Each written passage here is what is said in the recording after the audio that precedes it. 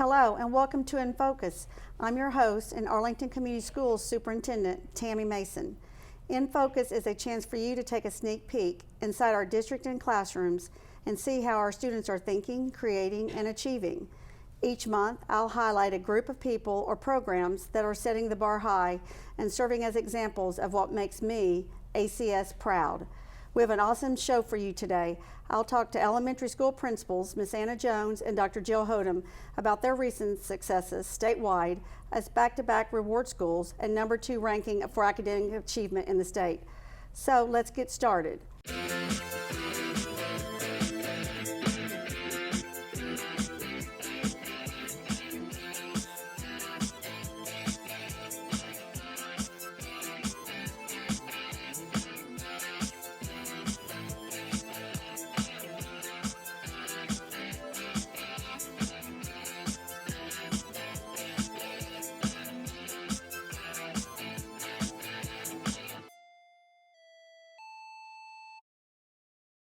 Our first guest is Miss Anna Jones, principal at Arlington Elementary School. Welcome to the show, Miss Jones. Thank you.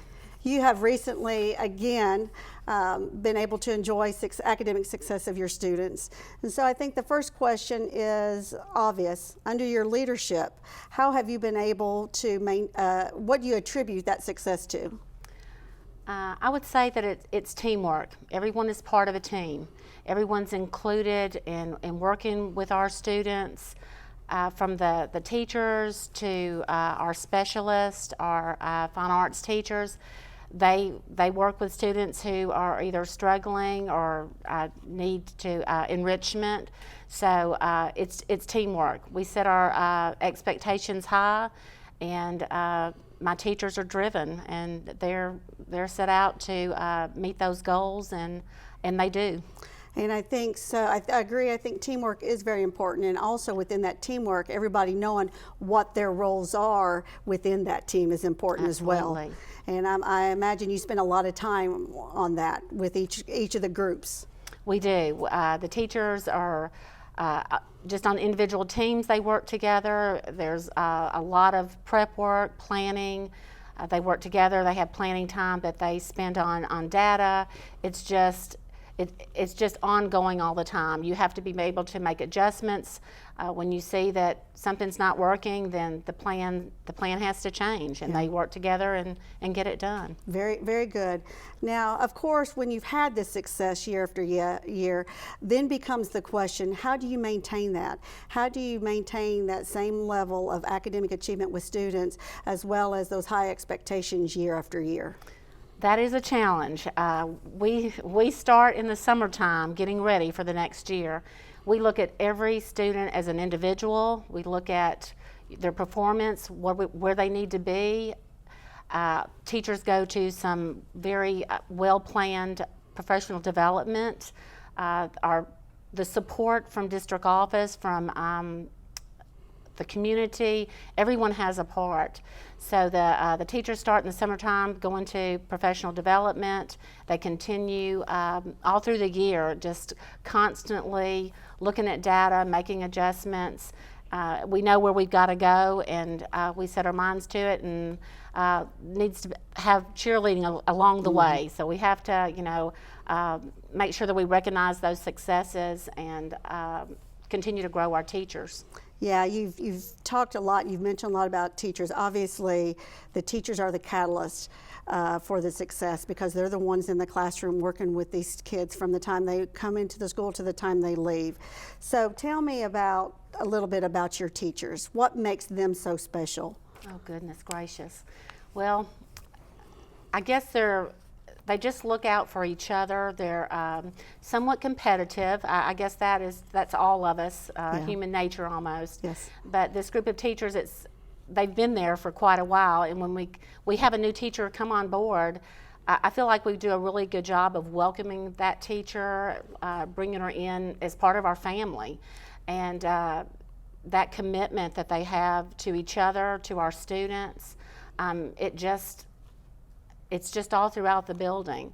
So keeping teachers motivated, and remembering too that these are children, and they're going to have bad days. We all have bad days, and that we continue to look at it like it's not everything. It's not all about the instruction. It's about, you know, that whole child. What did they come to school with that day? Maybe they had a bad night. So keeping all that in mind, being able to laugh at yourself sometimes, you know, just being real. Yeah, I think you've really set me up for my next question. AES is known for the positive environment that you feel as soon as you walk in that door. You know, not only are kids learning, you feel the learning that's going on in the academic, but also they're having fun, both kids and teachers. And you talk about that a little bit in your last, but how do you maintain that type of environment? Because as you continually are high academic achievement, sometimes that can cause a lot of stress on teachers and on students and parents as well, but you certainly don't feel that when you walk in Arlington Elementary School. What are some of the things that you do to keep the environment as positive as it is? I think that, you know, as principal and with my other administrators too, people look to you to set the tone in the building. I make sure that when I go through, I speak to parents, to students, to teachers. You just don't pass someone and not speak to them. I've always told my teacher, I'm not going to ask you to do anything that I'm not going to do myself. I'm out at car duty every morning, you know, getting the students out of the car, greeting them. The administrators all do lunch duty. We are in that building all throughout the building. We're not just in our offices. Our teachers know that they can come to us. We have an open door policy if they need something. If there's something they need for resources, I let them know that I'm going to do everything I can to get that resource. I come to you when I need something and beg, and you know, that we've worked out a lot of things the last few years, and we have a lot of resources in that building. The teachers they just know that it's a place that everyone can feel free to ask for what they need, and that we're going to do everything we can to make sure they have that. Yeah, I think you certainly feel that. You mentioned the word family. It is a family atmosphere at AES, and you also see that they are all continually working toward the same goal. You know, that's important. Oftentimes in schools you have a learning going on and strong teachers and strong students, but they're not working toward that same goal. Right. And you certainly see that, and the results speak for themselves. So for my last question is to you, that you have recently been awarded with the distinction of being one of 9 finalists for Principal of the Year in the state of Tennessee. And that is certainly attributed to a lot of the things that we've talked about today, your leadership style. And so having that honor, I know that you're the type of leader that likes to stay in the background, but having this honor has put you out front. But just having the acknowledgement of the work, not only the work that you do, but the high level of work. Tell me what that has meant to you to get this recognition. Well, at first it was very overwhelming, but once it settled in, it really has meant a lot. Like you said, I do like to stay in the background. I like to acknowledge all the people I work with for all the work that they have done, but I do know that it does take a lot. It takes a lot to be in that building and to encourage people to, you know, keep on going, because teacher work is hard. So I do try to make sure that I'm supporting my teachers, and I think that that's part of the success, that I'm there to support them. I feel like I work alongside them and not in front of them. So it's been a great honor. Well, Ms. Jones, I just want to say that we couldn't be prouder of you and the work, and you certainly make my job easier as superintendent. And we're really excited to see Ms. Jones as she goes to the state to compete. I want to thank you for being here, Ms. Jones, and we'll be right back after this break.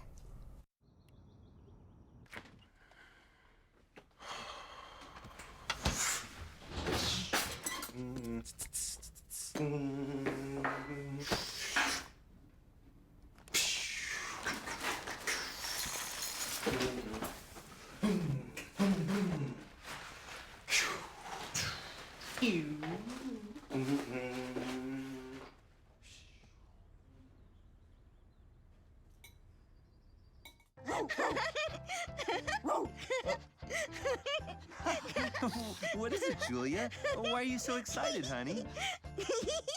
Oh. Oh, hey, do you want to use your talker?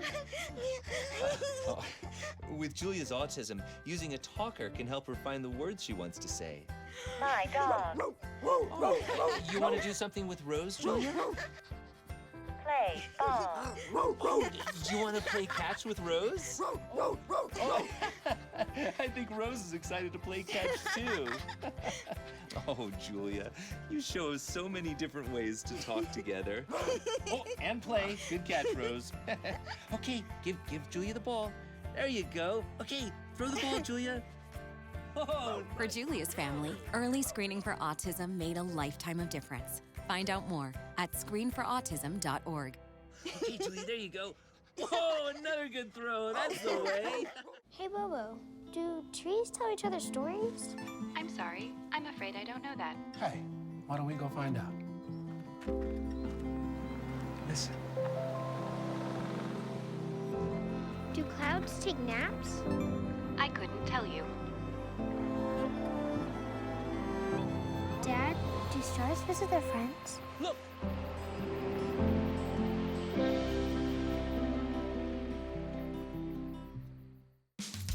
You can achieve a lot using your imagination. I mean, I don't like to brag, but... Wait, who's that? And why is she all over these achievement awards? But with STEM, the sky's the limit. Shaboom! Use STEM to envision... Okay, I'm seeing it. Yeah. Invent... Got any ideas? I've got a few, actually. And create a better world. Told you she's super smart. If she can STEM, so can you. Find out more at She Can STEM. Welcome back to InFocus. I'm here with Dr. Jill Hodum, principal at Donaldson Elementary School. For 2 years in a row, Donaldson has been named a state reward school, and last year was named a national blue ribbon school. Thanks for being here, Dr. Hodum. I have a few questions for you. Okay. This is your second year at Donaldson and Arlington Community Schools. Under your leadership, Donaldson has continued performing at the same rate that they have prior to you coming. Tell me a little bit about when you entered Donaldson, knowing you were coming into a high-performing school, how did you tackle that as first-year principal? That's a great question, because when you do come into a high-performing school, first of all, there's that pressure to continue with that success, and so that was definitely on the forefront of my mind. But I also knew that there would be things about my leadership style that might be different than the previous administration. We also had a change in staff that happens on a yearly basis, and so all those dynamics, you kind of have to weigh that out and think about what your focus is going to be. So initially going in, my whole purpose was to just make a very smooth and seamless transition and continue the things that were being successful, continue the things that were being effective, but then still, you do want to kind of put your stamp of things, and you do want people to have time to learn about your leadership. Sure. And so, with that, it was more about getting those teachers and making sure everybody was on the same page, that we still had the same focus that the school had always had, which is about effective teaching and learning. And so when you have that going on in the classroom and your teachers buy into that, I think regardless of the other changes that may happen with faculty, you can continue that streak. Yeah, you just talked about how important it was to maintain some of those things that made Donaldson successful, but at the same time bring in your own priorities. What were some of your priorities coming into Donaldson? I really wanted to focus on just improving the school climate and culture. I think it's a very, very important for schools to be a place where everyone wants to work and learn, because that's what you were doing day in and day out. Right. And so it's important for the parents to feel welcomed. It's important for district staff to be able to come in and have a great working relationship with them. But it's also very important for those teachers and students that are there day in and day out to know that it's a warm, welcoming place. They have their needs met, their physical needs, their academic needs, emotional and social needs met. The teachers have what they need to be successful. And so just, making sure that everyone has that same clear focus, that we have collective agreements about the expectations we have for our own work as the adults and for the student work, and just increasing and improving that culture. Yeah, we talked a little bit earlier, and we were talking with Ms. Jones about how important it was to develop that family atmosphere, making sure everybody's moving in the same direction. It And so is. that's what I hear you say, that those were your priorities that you focused on. And so now you're in your second year, Right. and you've implemented some new activities throughout the school. Why don't you share a little bit about some of those fun activities that I've been able to see and experience? Yeah, again, you do have to remember this is an elementary school, and so having high energy is important. When you walk into the building, you see that the students have plenty of energy. There's a lot of activity going on. We're busy all the time. Yeah. But I still think it's important just to recognize that success. And so different things we've done just, to freshen up we've added some student incentives for just some of the mundane things that we have to do. Right. We have to do benchmark testing. And we understood the outcome of that, but we didn't really celebrate that success. We have to do attendance, we have to check attendance, but we weren't doing anything with classroom and grade level competitions. And so I think tapping into that energy, that healthy competition that students naturally have, and then giving them some, rewards for that is important. We wanted to change the way that we recognize students for a Student of the Month celebration, for instance. Instead of just reading names over the intercom, we wanted to add a little bit more excitement to that and get everyone involved. And so I had an idea that I'd used at previous schools, and we call it hallway celebrations. Yeah. And so right after announcements, we play some great peppy music. All the students, the teachers come out and line the hallways and sit down, and it happens very quickly. And so they're ready to go. We call the names of the intercoms. The students then are allowed for the first time ever to run through the hallways, high-fiving and clapping and cheering their classmates, and come up to the front, get a certificate, pictures. We have a Student of the Month lunch with that.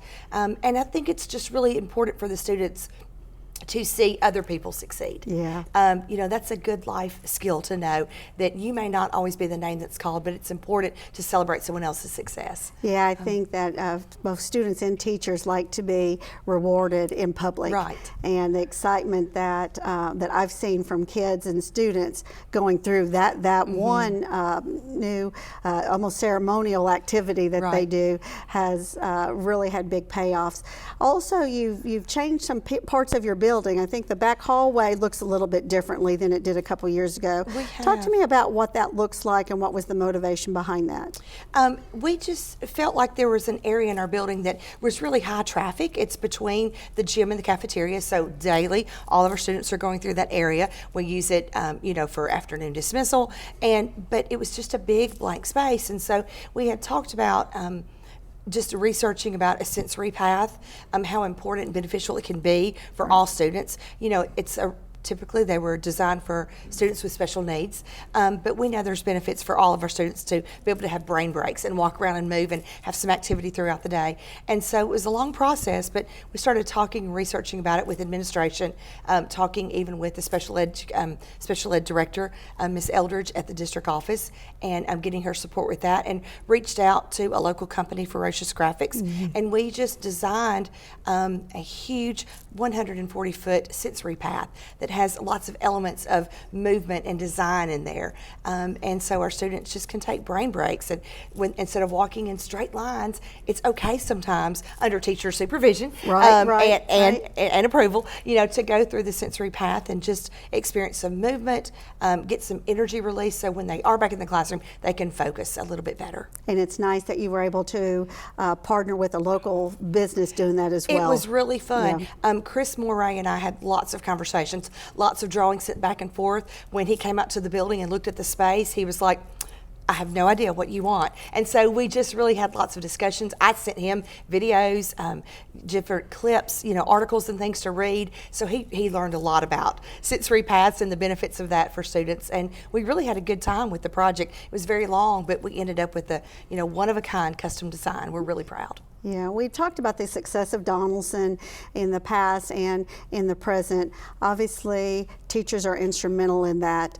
Tell me a little bit about how will you continue to support them so that Donaldson continues to be reaching the same success academically with its students that they have? I feel like we have a really good support system for new teachers coming in, but also opportunities for existing and veteran teachers, experienced teachers, to take some leadership roles. I'm very intentional when new people join the DES family that they are given lots of different levels of support from lots of different people. Of course, we have teacher leaders, which is a district opportunity, which is wonderful that we have that for Arlington Community Schools. And so they help in a variety of ways with lesson planning, the evaluation process, disaggregating data from all the different sources that we have. But then they're assigned a mentor teacher within their grade level that helps with the day-to-day questions, just the school's practices and procedures. But then also throughout the year, we have lots of different opportunities for different trainings, leadership positions, committee chairs that we have at our school that have a wide variety of activities and programs that they work on. And so I'm very intentional with administration to spread that out. We don't overload one person, but we give even brand new teachers or first or second year teachers opportunities to take leadership roles.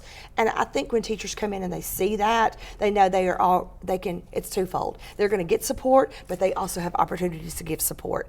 I think that just builds that team mindset and that growth mindset that I'm here not just within my classroom for my students, but I'm here for my colleagues as well. And everyone has to contribute to the success. Yeah, as we talk about teachers, I had the opportunity at the beginning of the year to sit in on one of your first sessions when teachers came back, and you were working collaboratively on identifying what were common goals and themes and priorities, and so to ensure that everybody's walking in the same direction. Right. So where are you in that process? That was, we were revisiting our school's vision, mission statements, and our core beliefs.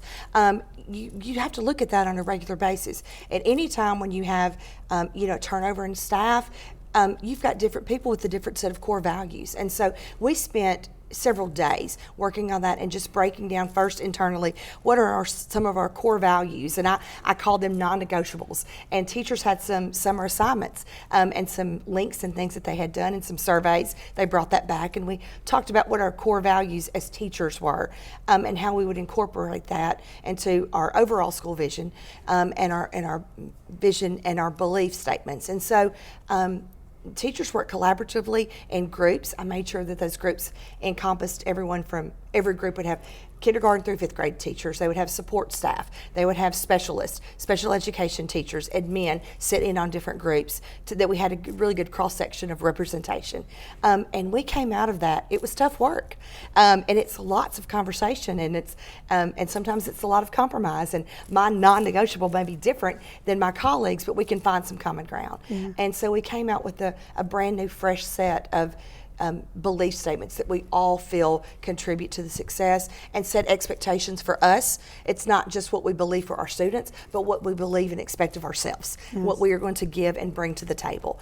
And everyone, it was just a great process. A lot of soul searching and internalizing, yeah, but we came out with a great product. And so I'm very pleased at the work that everyone did around that. Well, very good. Thank you so much, Dr. Hodum, for being here with us today and sharing some of your secrets to your success and Donaldson's success. Thank you. I want to thank both Dr. Hodum and Miss Anna Jones for being with us here today. I also want to give some student shout outs before we end the show today. I want to say congratulations to Arlington High School senior John Morgan Fahey for being named a National Merit semifinalist. He's one of just 16,000 students across the entire nation to be in the running for a National Merit Finalist Award. Congratulations, John. In September, we recognized 43 exceptional AP scholars for demonstrating outstanding college-level achievement on their AP exams. To be named an AP Scholar, these students had to be enrolled in advanced placement courses and make certain scores on their AP exams. This is an incredibly difficult feat to accomplish and takes a lot of focus, drive, and determination for these students. Congratulations. Finally, we are so proud of the students at Arlington Middle School who qualified for the Duke University Talent Identification Program. This year, 81 AMS students qualified for this wonderful academic honor. This means they scored at least a 95% or higher on the math, English, and social studies portions of the state standardized test. Congratulations to all of these students, and thank you for joining us today. We'll see you next month as we go in focus.